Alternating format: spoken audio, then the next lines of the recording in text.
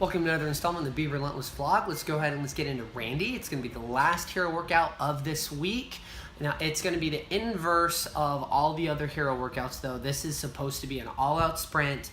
It's supposed to be completed, done, sub 10 minutes.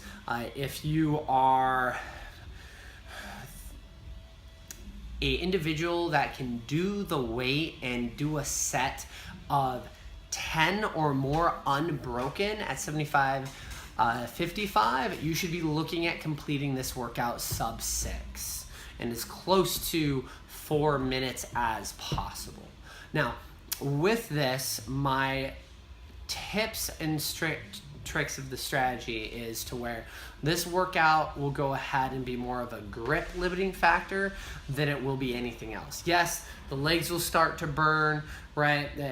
But that's something with 75 reps, something in a short time domain. It's more of a mental battle on that side rather than an actual physical limiter that you need to push through. And you can go ahead, you'll survive, you'll be okay afterwards, but it's really the grip is the actual limiting factor on this item. So a trick for you to do is when you're at the top of your snatch, a lot of people like to keep that really firm grip on the barbell. When you turn over your snatch and you snap out into lockout, you need to go ahead and try to think, okay, release the grip, right, a little bit, loosen up, maybe even open your hands up, let the barbell set in there, and then go ahead and then grab it on the way back. So that way, there's this release of tension through the forearm on every rep, so you can go ahead and you might not feel a big difference in your grip for the first 30 to 40 reps, but you will feel just by doing that little item, right, a gigantic difference on that last 25 reps of the workout. And then other than that, guys, it's really just kind of go.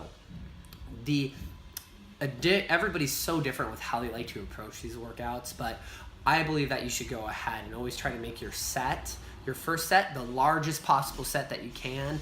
When it's a grip limiting workout like this one, pick that number in your head and then go ahead and subtract 5 to 10 reps from that, right? Because if you go too much into the biggest set, that's really going to go ahead and eat into your grip too early in the workout. So go ahead, if like I knew I could do 30 in a row, I would pick 20 to 25, go ahead and stop there, take 2 seconds rest, put my hands on the bar and keep on going and keep on having that strategy, right, until I get 2 sets of 5. And then I should never do less than 5 reps in a row. If you're doing less than 5 reps in a row, then I'll just be honest with you, you have mentally given up, right, on being able to go ahead and go hard in the workout and keeping good mechanics, right? That's something where you need to go ahead, have a mental check, be like, okay, let's pony up.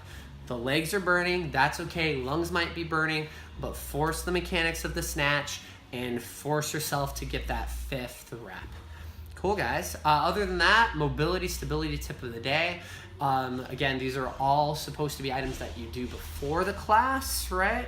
If you have a little more time and you get here early to the gym, you want to go ahead and loosen up those hamstrings as much as possible. If those are loose, that goes ahead and protects the low back to make sure the hamstring isn't yanking into the low back on all these power snatches. If you end up keeping the hips up a little too high, then you're going to want to go ahead and really go ahead and turn on the lats as much as you can with the rhomboid scaps as well, that entire upper back. Because if the upper back is nice and strong, you'll go ahead and be able to keep that more vertical torso and be strong in your catch. And then as you go down, you'll also make sure that your setup position for linking and cycling the reps will go ahead and be better as well for you.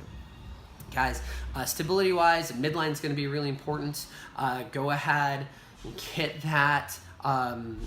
Think of maybe some hollow bodies, tuck ups, some hardstyle Russian planks, and then really anything that can activate the glutes. We can do banded side steps. We can go ahead and do some glute bridges, something that just goes ahead and turns them on to make sure this entire workout isn't just driven by the quads through the legs. The quads will burn, but we want to go ahead and make sure we wake up the glutes so they go ahead and help as much as they can.